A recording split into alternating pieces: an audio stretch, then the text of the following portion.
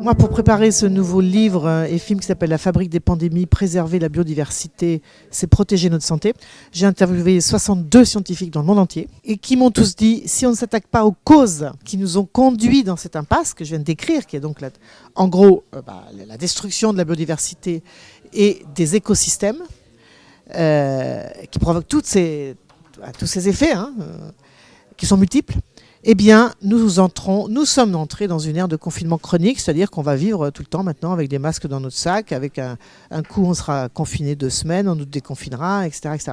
Et ça, c'est absolument terrible comme perspective. Et c'est ça qui nous attend. Si on ne change pas de cap et si on ne s'affronte pas, encore une fois, à ces causes, en ayant cette vision holistique, alors holistique, ça veut dire global, qui permet de dire, ah bah oui, tout est connecté, quoi. La santé des écosystèmes, des forêts primaires, la santé des animaux, la santé des plantes et la santé des humains. Et on ne peut pas séparer. On ne peut pas avoir une bonne santé humaine si on détruit les forêts, pour faire court. C'est pas possible. Et du coup, on n'aura pas non plus un bon climat. Donc vous voyez, tout est lié.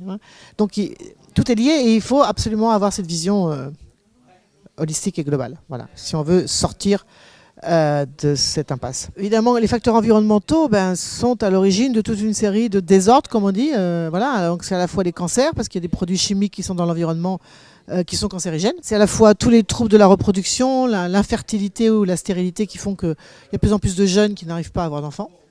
Et ça, c'est à cause de tous les produits chimiques.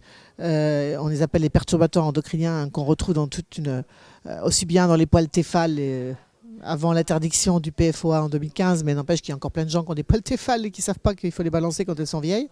Ça peut être dans les détergents, ça peut être dans les cosmétiques. Donc il y a un lien très direct entre la santé et l'environnement. Il va falloir absolument qu'on s'attaque à ça si on veut éviter de se retrouver avec ce qu'on nous annonce. Bon, le confinement chronique pour les maladies infectieuses, mais aussi on nous annonce que d'ici 2050, une personne sur 2 aura un cancer. On est à 1 sur 3 en ce moment. Et on va continuer comme ça longtemps. Alors c'est bon pour les laboratoires pharmaceutiques, évidemment. Il faut sortir de cette logique totalement mortifère et il faut rentrer dans une logique de prévention. Et la prévention, c'est faire l'état des lieux. Mais ça, l'état des lieux est fait. Et dire, voilà, ces produits-là, ils sont interdits. C'est tout.